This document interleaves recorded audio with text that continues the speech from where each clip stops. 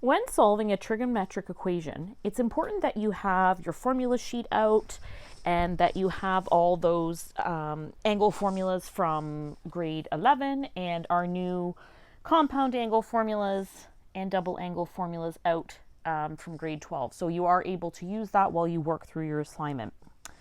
We also need to remember back to the cast rule that we were working with ratios.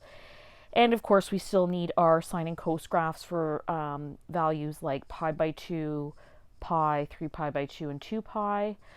So all of those tools are going to come into play here. You also will have to use your calculator, and I'll talk a little bit about exact versus approximate answers. So with number 1, hopefully the first thing that pops out to you is that it's giving you a decimal number. So obviously that's not coming from a special triangle. This answer cannot be exact. So we are going to have for this one definitely an approximate answer. And that's okay. We should do exact unless it's not possible, and then we would do approximate, unless it states in the question otherwise. Okay, so we're going to start with our cast rule. We know cos is positive, and that tells us quite a bit about the angle. So if I want to know what angle gives us a cos theta value of 0.78, I start by thinking, well, with the cast rule, where is cos positive? The terminal arm either has to be here or it has to be up here in the first quadrant. Because in first and fourth quadrants, we know that cos is positive, and that's using the cast rule.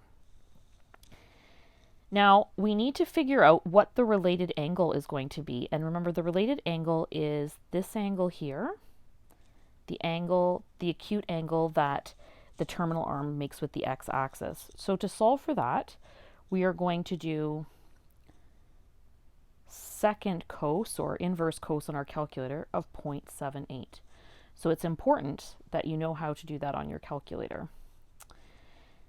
And I end up with a related angle of approximately 0.68, and I'm rounding that to 2 decimal places. Okay, so now I know it's in the first or fourth quadrant. It has a related angle of 0.68 when I type inverse cos into my calculator of the ratio that's given. And I can start figuring out what my answers are going to be. So theta, if theta is between negative 2 pi and 2 pi, let's start talking about theta between 0 and 2 pi first. So if I rotate counterclockwise for the positive angles, the first answer is just going to be 0.68, and that's the acute angle there in the first quadrant.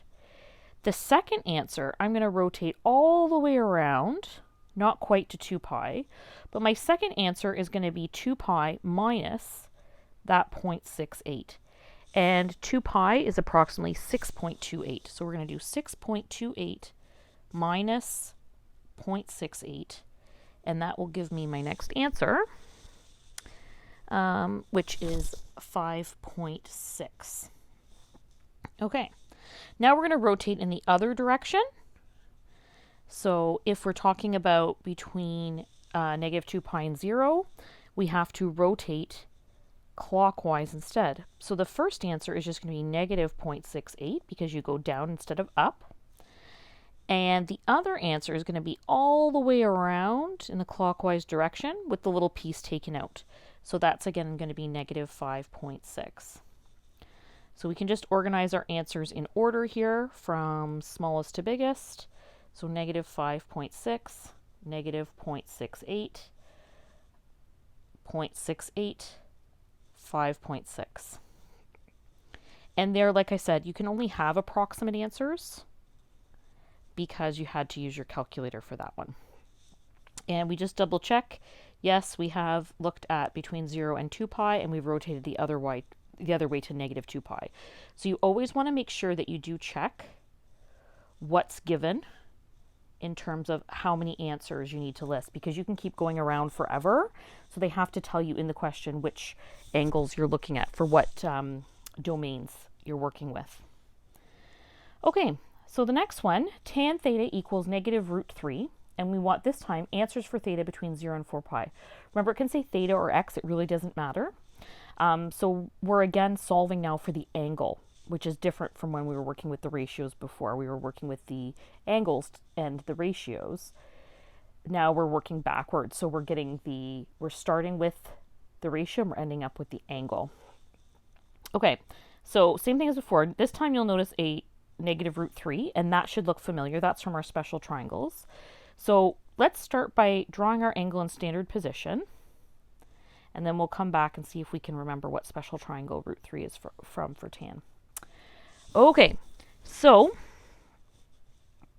we are going to start by figuring out, well, where is tan negative? We've got our cast rule again, and let's just highlight tan is negative in the second quadrant and the fourth quadrant, because only cos and sine are positive there. So my terminal arm has to end up here or here.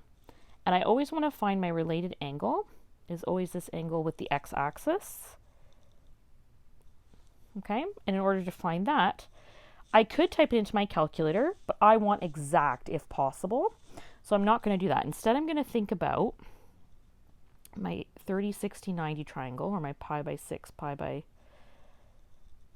6, pi by 3, pi by 2 triangle, which we hopefully have memorized. Pi by 3 is across from root 3, pi by 6 is across from 1, and 2 goes here on the hypotenuse. And if I wanted tan theta to be root 3, I would have to go with pi by 3, because I want the opposite and the adjacent to give me root 3. So my related angle is going to be pi by 3. So this is pi by 3, and this is pi by 3. Notice I didn't say that's what theta equals, because that's just one of, that's just the related angle. It may not be an actual answer, and in this case it's not, because tan of pi by 3 is positive root 3. We want this angle here, so theta equals 2 pi by 3, and I got that by taking pi, remember this is pi here, a half a rotation, and subtracting pi by 3. So a third taken away from a whole gives us 2 pi by 3. And then I want to go all the way around to here, and that's going to be 2 pi, or 6 pi by 3, minus pi by 3 is 5 pi by 3. And this time, I actually want to keep going. I want to go all the way to 4 pi. So I can continue to go all the way around the circle. So if I go all the way around 2 pi and back to my first answer, that's still within 2 full rotations, or between 0 and 4 pi. So I'm just going to take the 2 pi by 3 that I had and add 2 pi to it. And that will give me 2 pi is 6 pi by 3, so I'm going to end up with 8 pi by 3. And I have to keep going, so I have to start here and go all the way around until I hit this terminal arm here. So that's almost 2 full rotations. So a couple different things you could do. You could do 4 pi minus pi by 3. So that would be 12 pi by 3 minus pi by 3 is 11 pi by 3. Or you could think of it as take your 5 pi by 3 answer and then add a whole rotation to it. So 2 pi is 6 pi by 3, and we're adding 5 pi by 3. Either way, that gives us 11 pi by 3. So those are all of our answers for 2 full rotations counterclockwise. And I just got the red answers by adding 2 pi to the first 2 answers. But it's important to understand where that comes from in the picture. Okay, so I think we're ready to move on to the next one. Our answers are already in order. So we are going to go on to a quadratic equation. So there's a few elements happening here. You have sine and cosine, so we got to talk about what to do there. We want just one ratio to work with. We also have a quadratic because we have something squared plus something minus a constant. So that's going to be important to think about how do we work with quadratics. And then we have the trig piece. So I think what we want to do first is we just want to think about if I put placeholder variables in. So if I let A equals sine x and B represent cos x, this quadratic hopefully looks a little bit less scary. by just doing those substitutions. But there's a bit of an issue here. You have an a squared and a b. So that's not going to work for harder factoring, harder trinomial factoring, because you've got two different variables. So we have to go back to the drawing board for just a moment. And this is where you need to have your formula sheet. So remember back to grade 11, we learned about this thing called the Pythagorean identity. And basically it's just that cos squared plus sine squared equals 1. And that was a really important one that we used all the time. So if I rearrange that, sine squared equals 1 minus cos squared. And I'll just move that down to the bottom. So that's given on the formula sheet. And that's a really, really important one because I can take this sine squared and I can replace it with 1 minus cos squared. I can't get rid of the cos because it's not squared. I'm stuck with that one. I don't have any formula in the formula sheet that's going to help to get rid of that cosine without making things harder. So I'm just going to start by replacing that sine square with 1 minus cos squared. And then I will expand out and simplify. And what this is doing for me, it's making it so that it's all at least cosines, which will make it a little bit easier to work with and possible to factor. So I end up with 2 minus 2 cos squared x plus 3 cos x minus 3 equals 0. And then collecting like terms, I have negative 2 cos squared x plus 3 cos x. And then 2 minus 3, I have minus 1 equals 0. I'm going to divide everything through by negative 1 just to get a positive leading coefficient. So everything changes signs, and that's okay to do because it's equal 0 on the other side. Okay, now I am ready to put in a placeholder. So now it's going to be a lot easier. Maybe I'll do this one in blue because you'll be able to see that if a is cos of x, and I do my replacement, I'm factoring 2a squared minus 3a plus 1, and you have a's in both of those spots, which is easier to work with.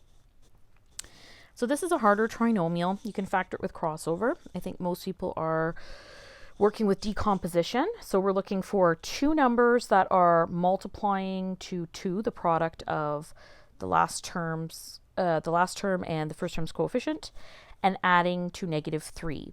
So I think what's going to work there is a negative 2a and a minus 1a, because that gives me negative 3a in the middle.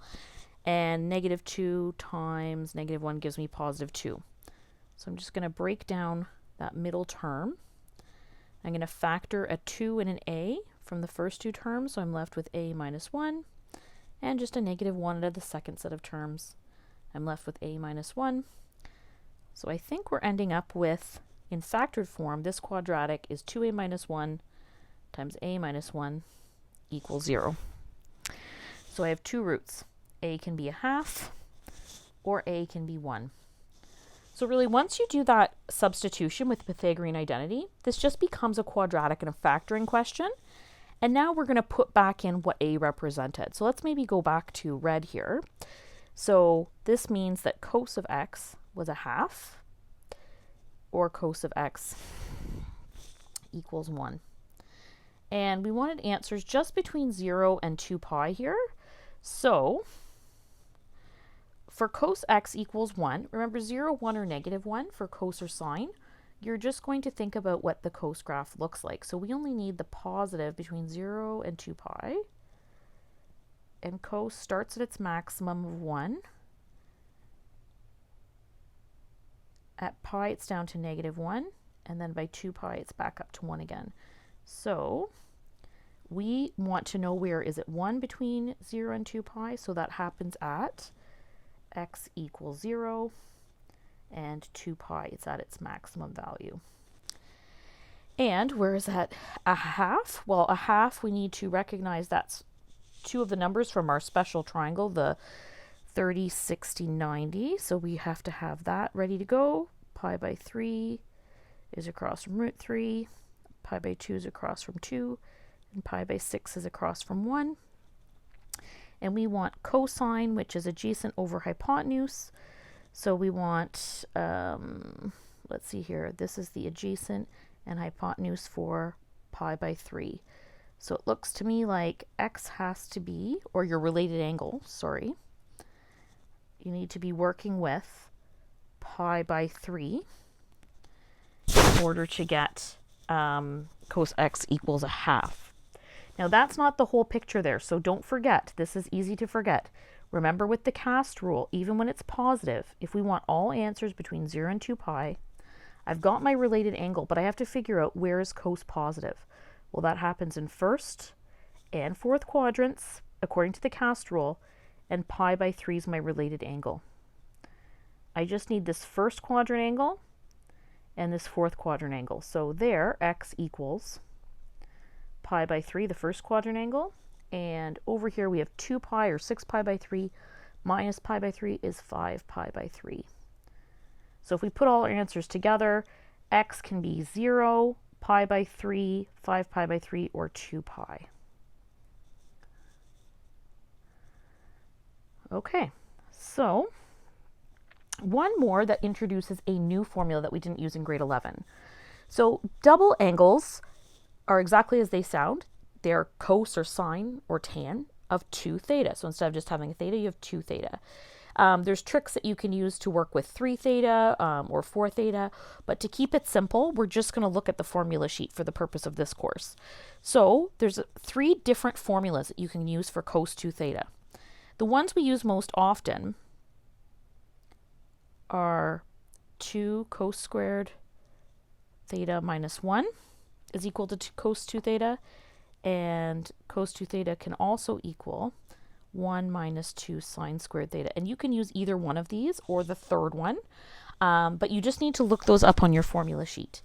And like the last one, we have a little bit of an issue here because we have sine and a cosine. So I don't want to pick that first formula because that would be introducing another cos. So I want to use the 1 minus 2 sine squared theta.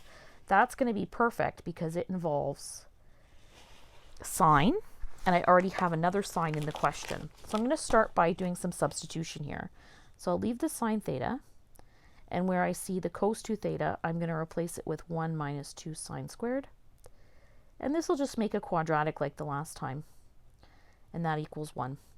So I'm going to multiply out and bring everything to one side. I'm going to end up with negative 6 sine squared theta. So that's multiplying the 3 through the bracket here, plus sine theta, and then plus 3 equals 1. So negative 6 sine squared theta plus sine theta plus 2 equals 0. And then dividing everything through by negative 1 gives me 6 sine squared theta minus sine theta minus 2 equals 0.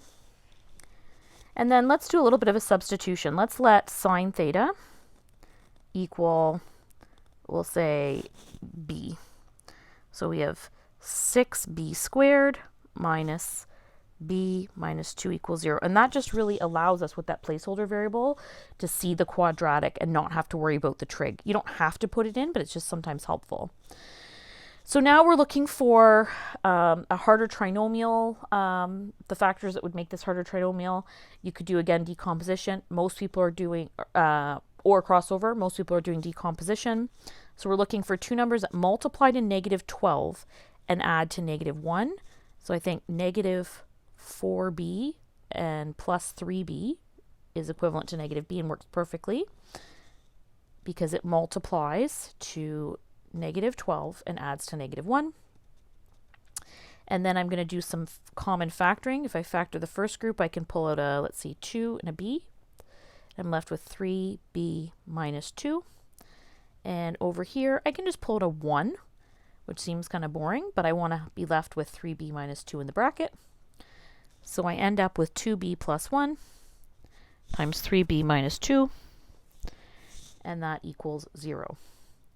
So my roots, 2b plus 1 can equal 0, so b could be negative a half, or 3b minus 2 equals 0, 3b equals 2, b equals 2 over 3, so b equals 2 over 3. Now I want to replace those b's were actually sines, so let's put this back actually in red because we're converting back into trig land here. So sine of theta could be negative a half, or sine of theta could equal 2/3. So a quick check on the tools here that we need. 1 and 2, those both come from my 30, 60, 90 triangle. So again, pi by 6 is across from 1. Pi by 3 is across from root 3. And pi by 2 is across from 2. And we want sine to be negative a half. So we are going to be looking at pi by 6 because you want opposite to be 1 and hypotenuse to be 2. So we can use that related angle of pi by 6. Whereas with sine theta equals 2 over 3, 2 and 3, you do see 2 showing up in one of the triangles, but 3 doesn't. So that ratio is not from a special triangle. So that one, you will not be able to give all exact answers here. You will have to just go to your calculator and type in, to find the related angle, second sine or inverse sine of 2 over 3. Make sure you're in radians. That's really important. We're not working in degrees any longer. Everything's in radians. So make sure that your calculator says radians. And then I end up with, I guess I shouldn't call it theta yet. I have to check that it's theta.